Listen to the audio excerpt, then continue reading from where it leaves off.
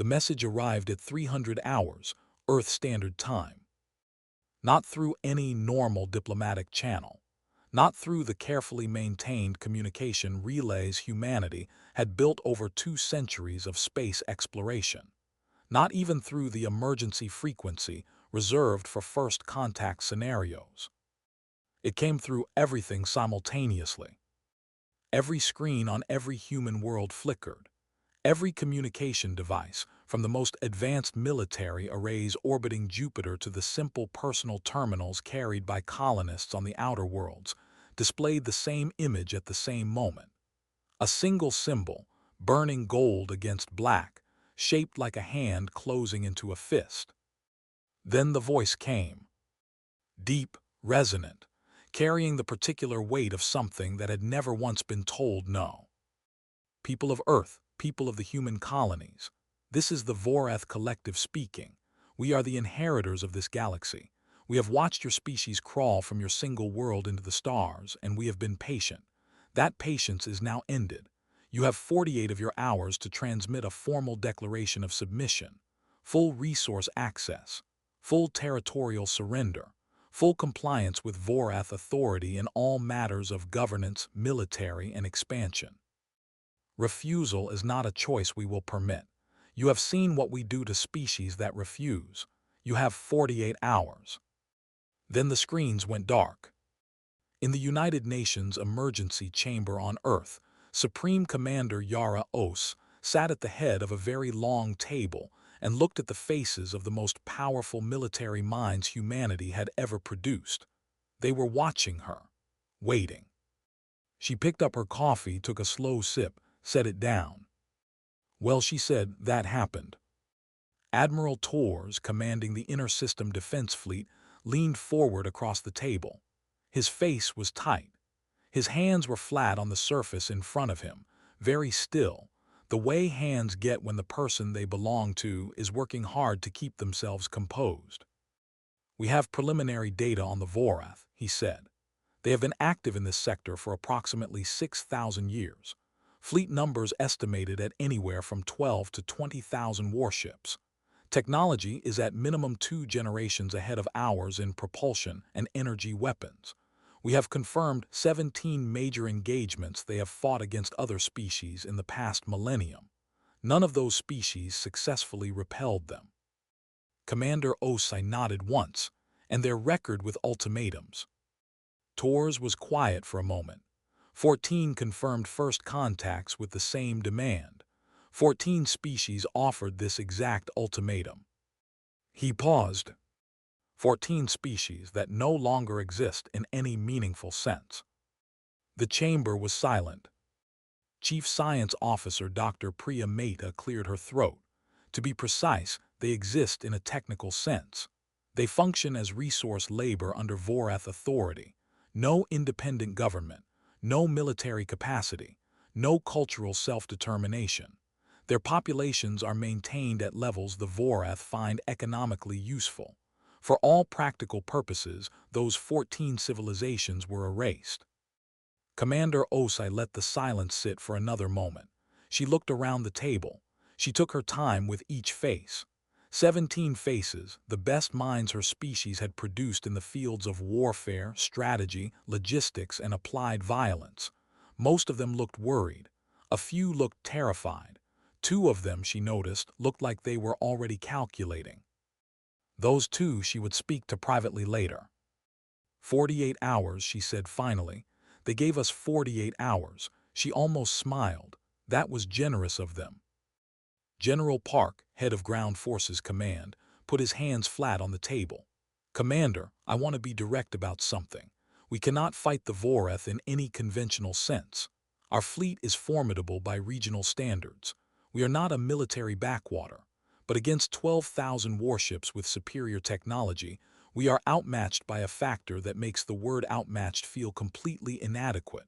I want to be clear that I am not recommending surrender. But I also want us to be honest about what we are facing before we decide anything. Commander Osai noted. Anyone else want to lay out the obvious before we move on? There was a brief pause in which several people opened their mouths, and then closed them again. Good, she stood up. Here is what I want. Every shipyard in human space running triple shifts within 6 hours. Our full industrial capacity redirected from commercial production to military construction. Every reserve officer recalled to active duty. Every mothballed warship brought back online regardless of maintenance status.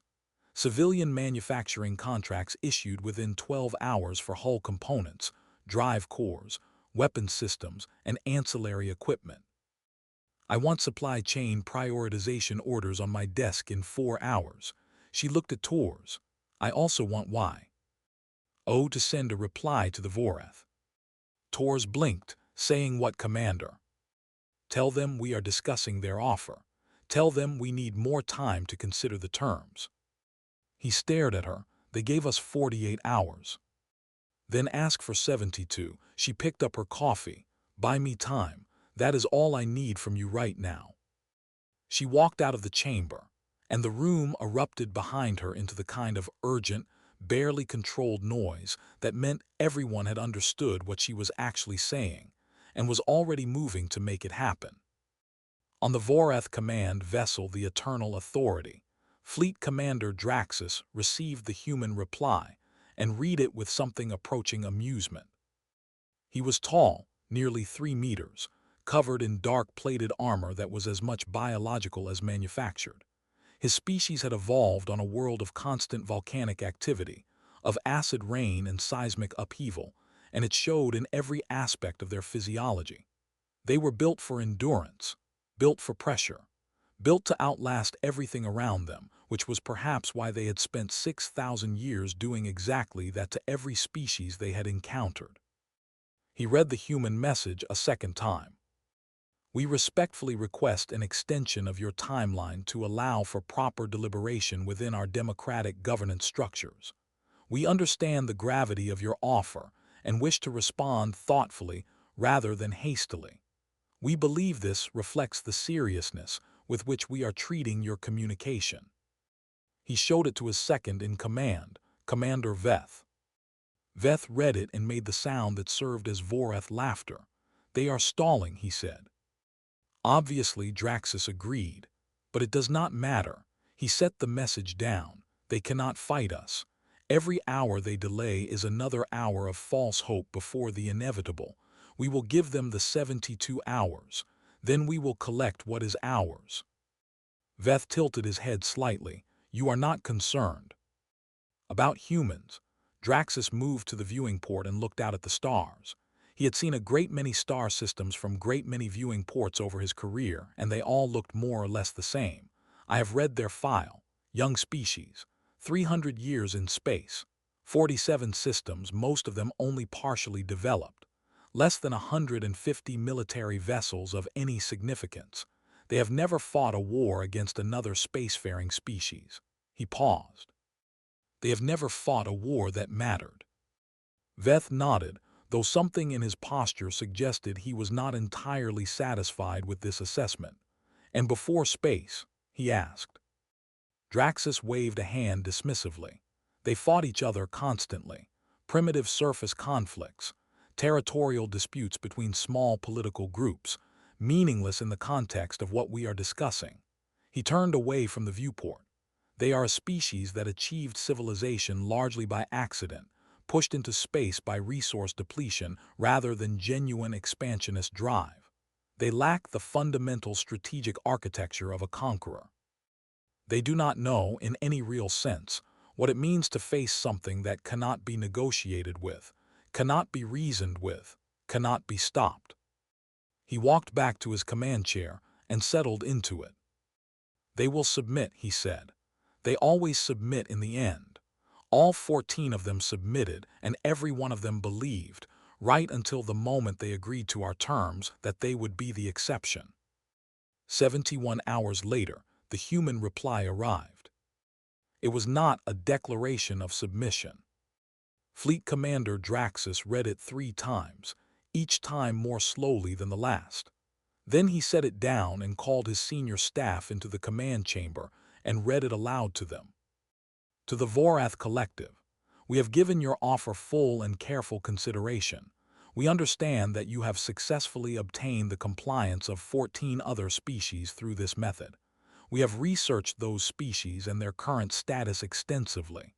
We have also researched your collective, your history, your methods, and your strategic doctrine. After full deliberation across all human governing bodies, military commands, and colonial assemblies representing every human world and installation, humanity's unified response is as follows. No.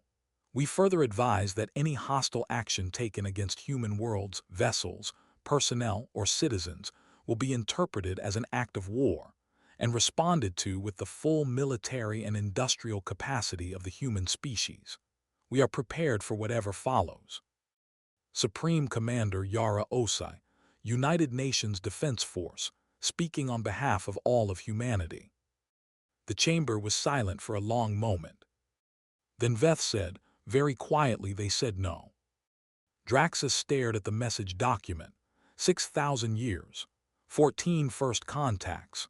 14 species, all different, all believing themselves to be special cases, all with their own reasons why they would not bend and end. One of them had sent back a message containing that single syllable. No. He looked up at his assembled staff. Their expressions ranged from confusion to something that was, he noted with distant concern, beginning to look like unease. Deploy the advance fleet, he said. 50 warships. Strike the human colony at Kepler Station first. A decisive early demonstration. After that, the rest will understand the situation more clearly. His staff moved to obey. None of them paused to consider the small thing, the detail that should have troubled them more than it did. In 71 hours, humanity had requested time to deliberate. And in 71 hours, they had reached a decision that had touched every human world, every governing body, every military command, every colonial assembly on the far edges of their territory. That was not deliberation. That was preparation. The Battle of Kepler Station lasted 11 minutes. This was not because it was brief by Vorath standards.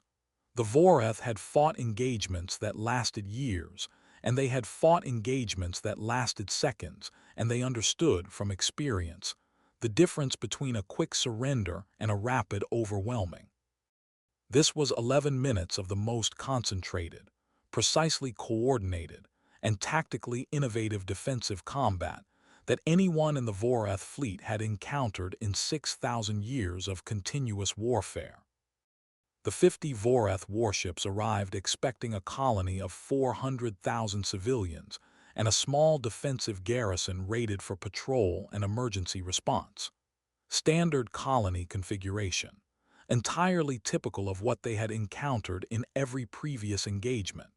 Nothing in any sensor reading or intelligence assessment suggested anything different. What they found was something that had been waiting for them with very specific intentions.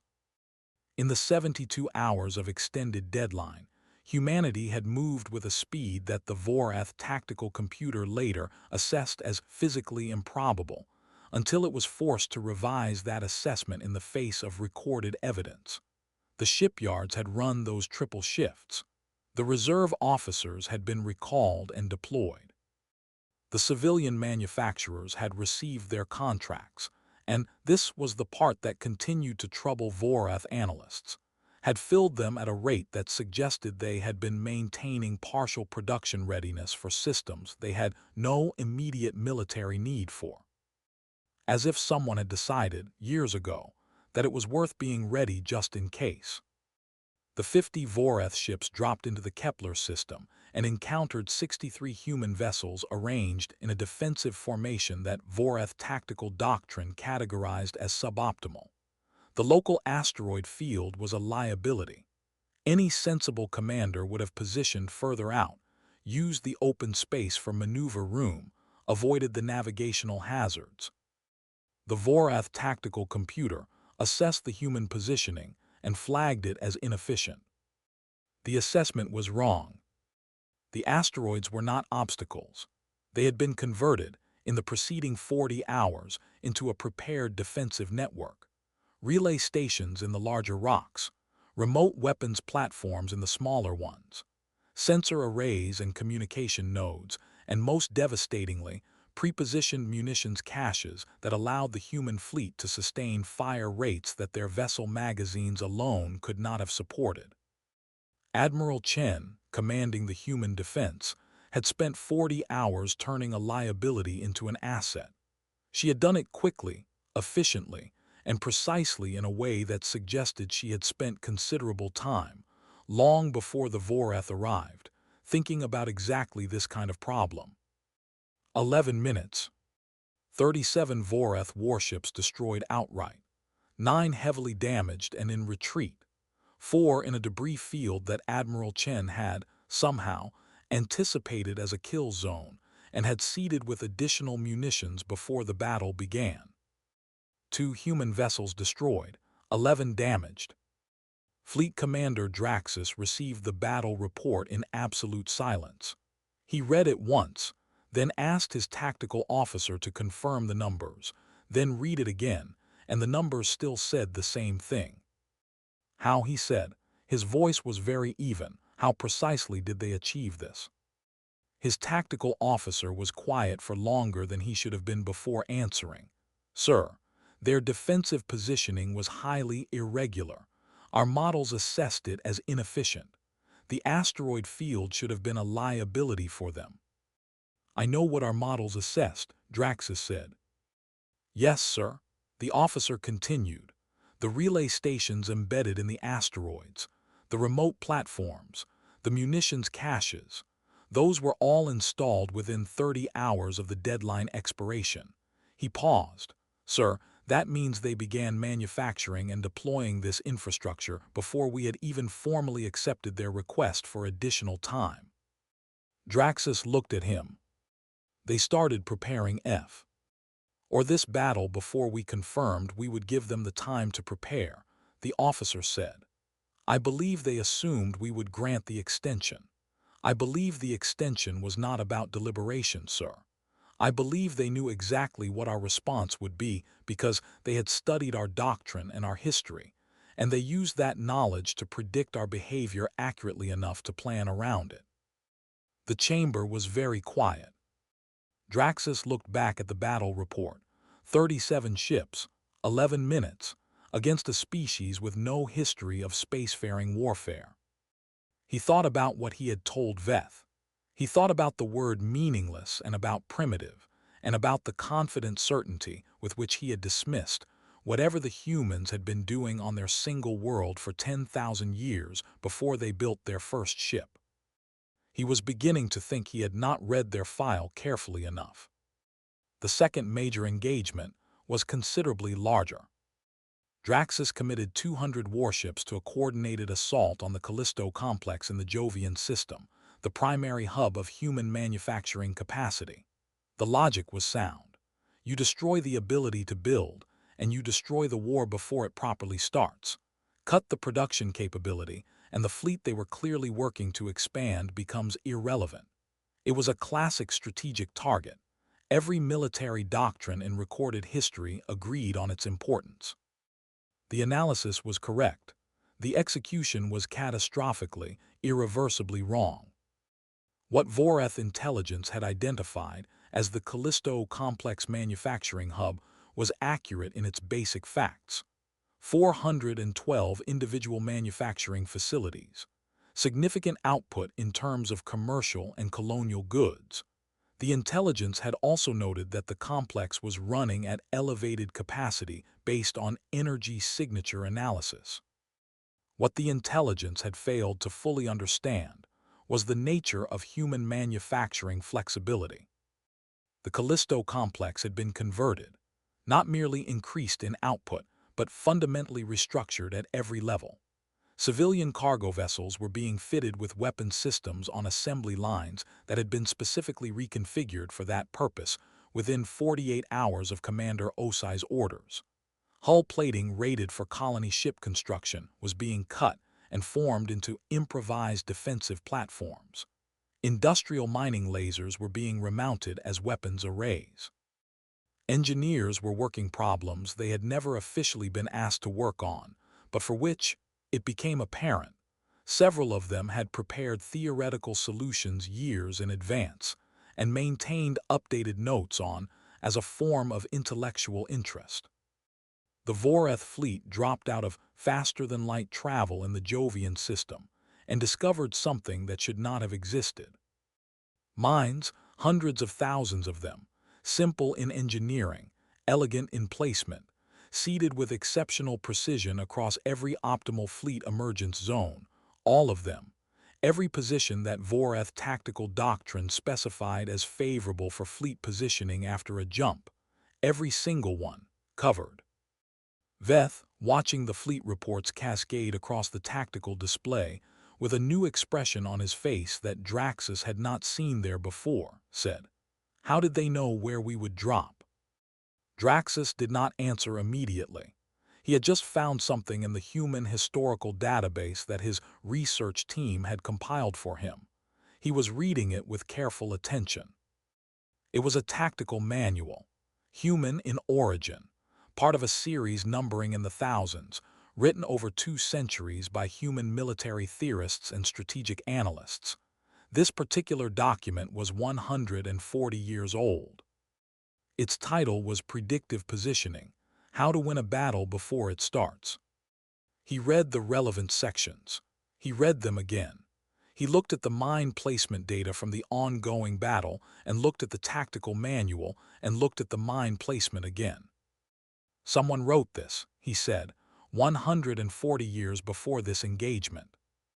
Veth came to look over his shoulder, and he said, "And it describes in precise and detailed terms the defensive preparation we are currently experiencing, including the mine positioning based on predictive modeling of enemy doctrine, including the use of converted civilian vessels as supplemental warships, including relay station deployment in navigational hazard zones."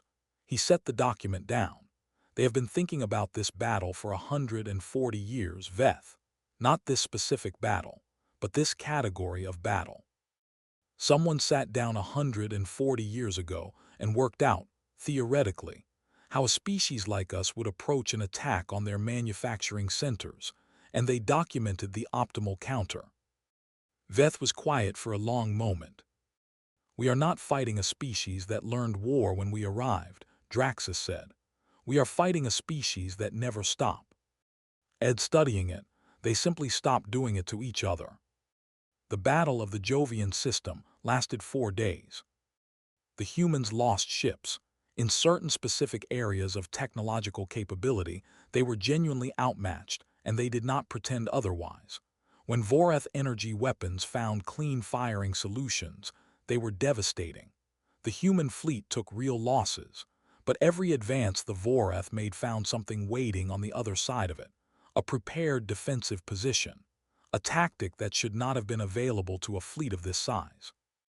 A piece of improvised technology that had no business existing after 72 hours of warning time, but which existed because somewhere in human space, an engineer had spent a decade thinking about exactly this problem for reasons that apparently had nothing to do with any immediate military necessity, and everything to do with the fact that they found it interesting. By the 4th day, Draxus had lost 60 ships. He had captured no territory. The Callisto complex was still operational. It was still building things. The production output curve from the complex had not flattened. It was still rising. He ordered a tactical withdrawal. It was the first time in the 6,000-year history of the Vorath Collective that any fleet commander had ordered a withdrawal from any engagement. Back on Earth, the celebration in the UN emergency chamber was cautious but genuine. They had hurt the Vorath in ways that had surprised everyone, including the people who had planned the defense.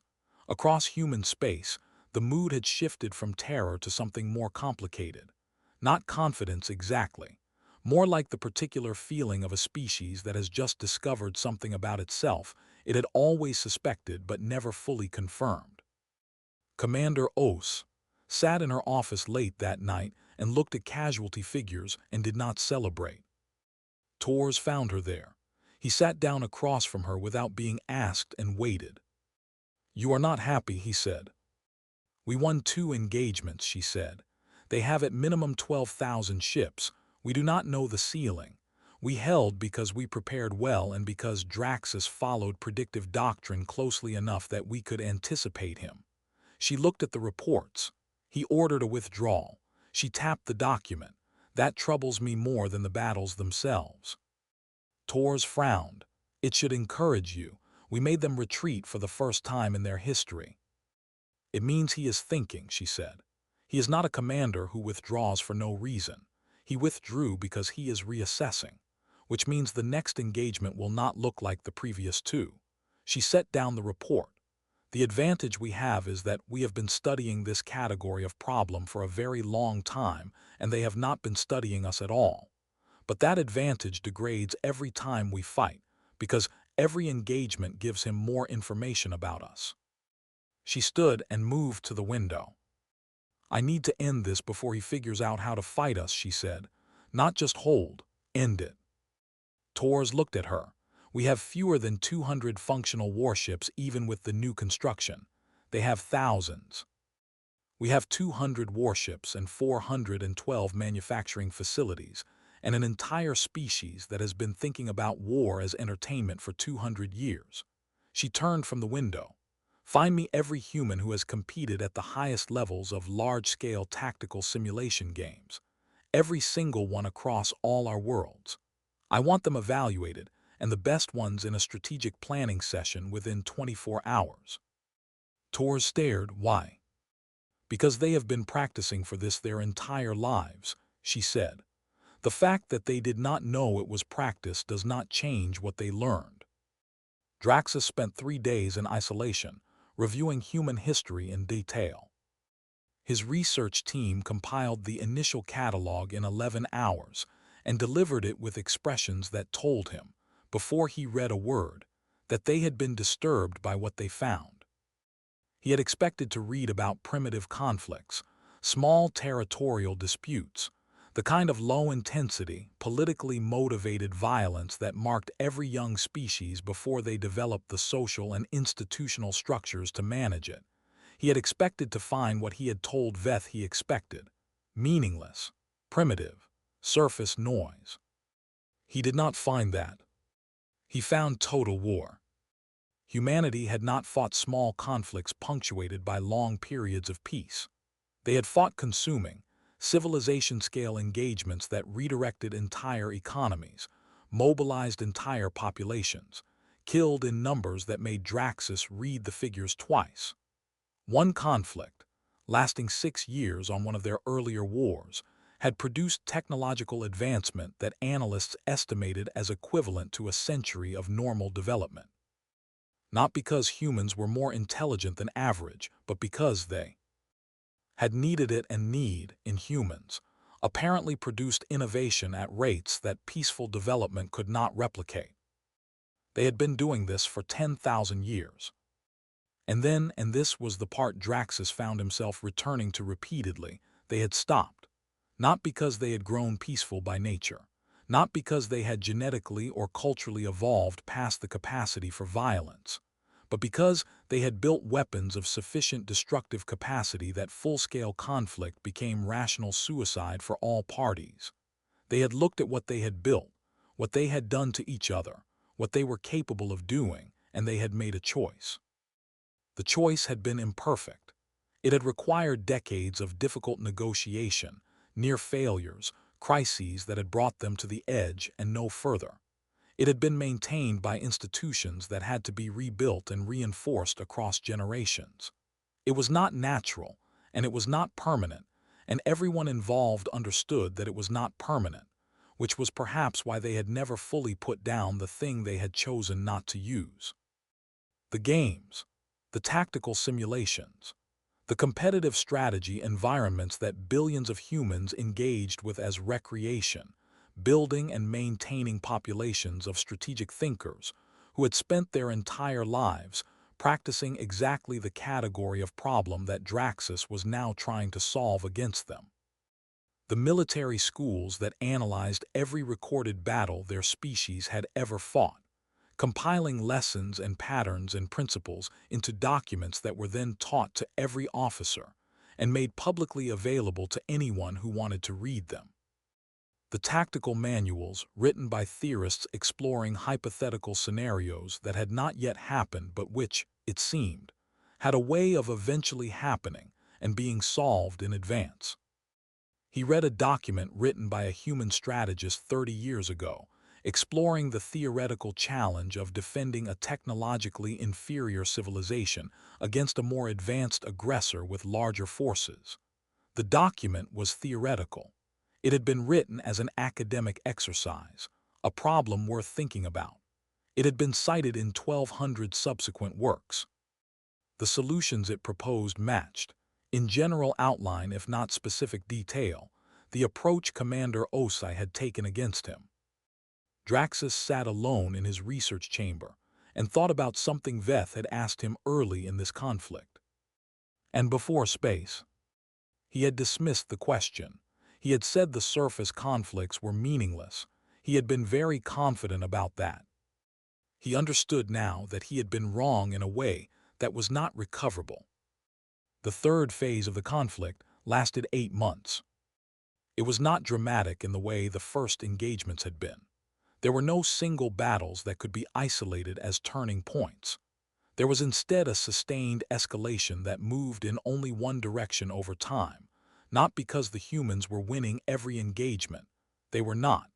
But because the underlying dynamics of the conflict were working against the Vorath in ways that Draxus had not anticipated and could not fully reverse. Human manufacturing output climbed every week. New warships arrived at the front in numbers that Vorath analysts had initially labeled impossible and then improbable, and then simply entered into their projections as an ongoing, worsening problem. New weapons systems appeared that had not existed 3 months prior.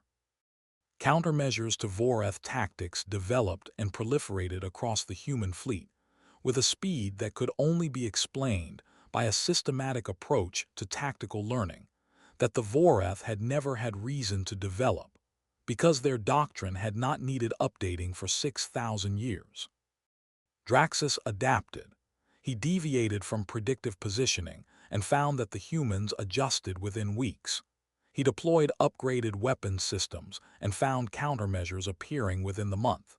He attempted a feint toward Earth itself, a significant strategic gamble designed to pull the human fleet out of defensive positions and into an engagement on terms he could control.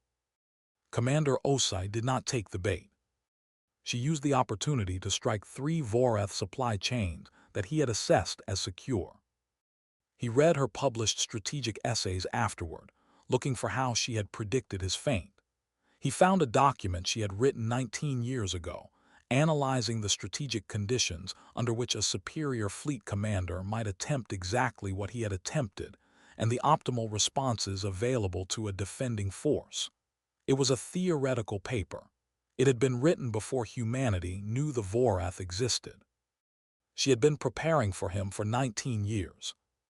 Not for him specifically, for whatever came, for the thing that would eventually arrive because humans had looked at the galaxy and concluded, as a matter of basic strategic logic, that something would eventually arrive, and they had prepared as if they could not afford to be wrong about the timing.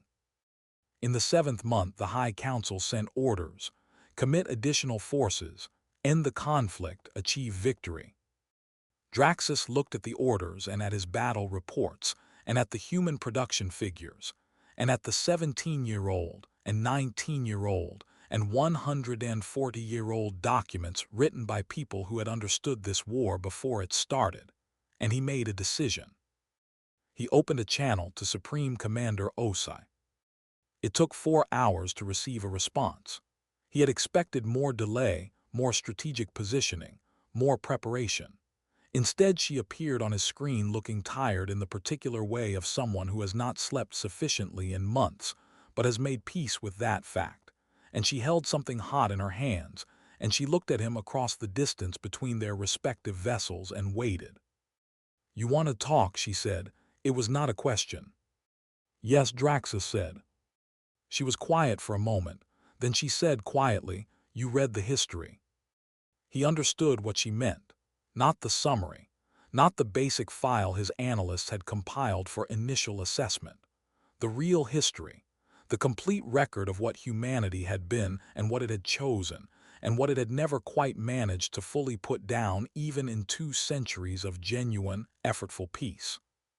"Yes," he said, "I read the history." "Then you understand why we could not submit," she said. He thought about 14 species. He thought about what humanity would become under Vorath authority. The simulations abandoned, the manufacturing redirected, the tactical thinkers and the strategic planners and the engineers spending their evenings on theoretical weapon systems just in case.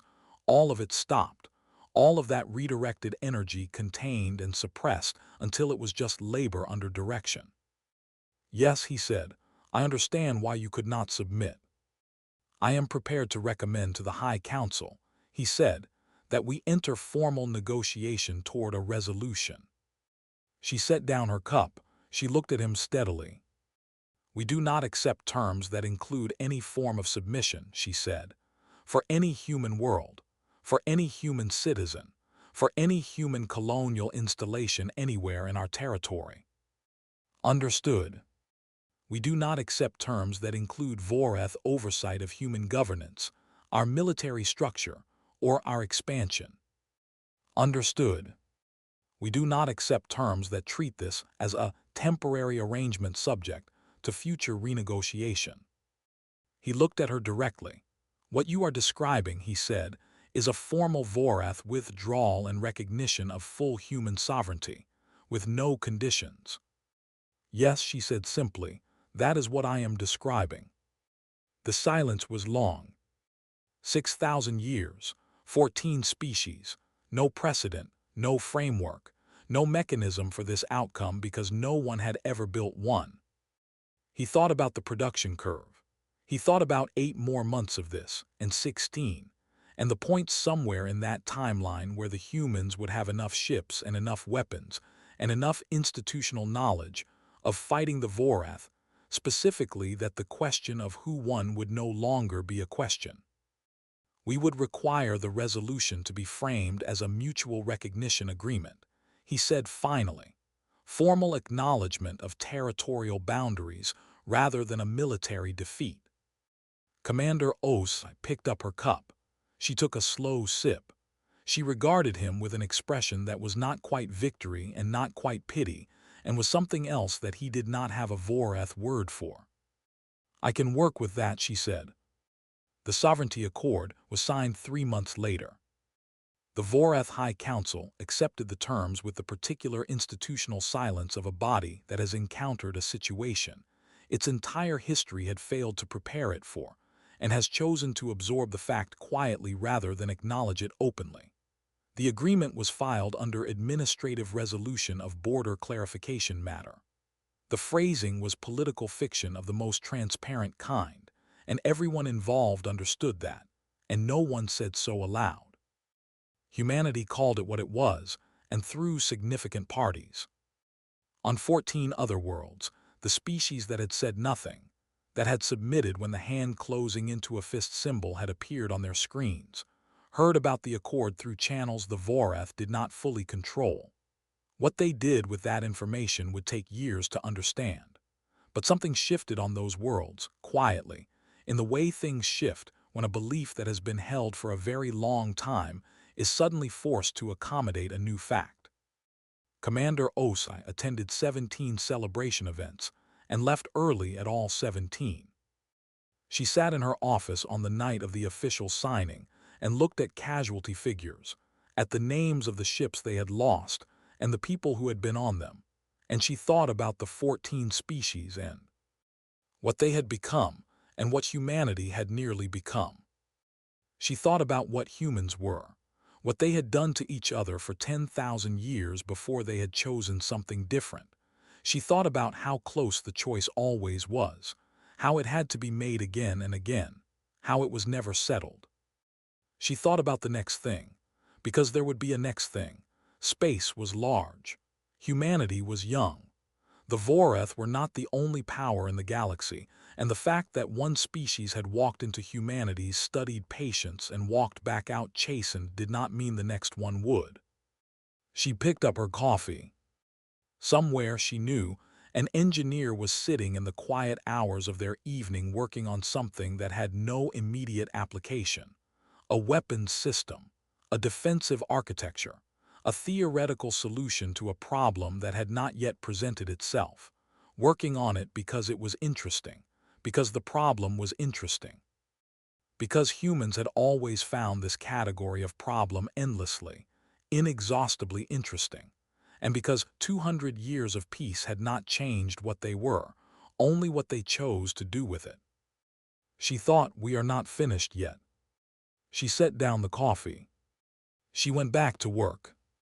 If this story gave you that feeling, that moment where your spine straightened and you thought, yes, that is exactly what we are, then this channel was made for you. Every week we bring the best HFY science fiction, stories where humanity is underestimated, challenged, and proves exactly why that is always a mistake. Hit subscribe right now and turn on the bell notification so you never miss what comes next. Share this video with someone who needs to hear it today.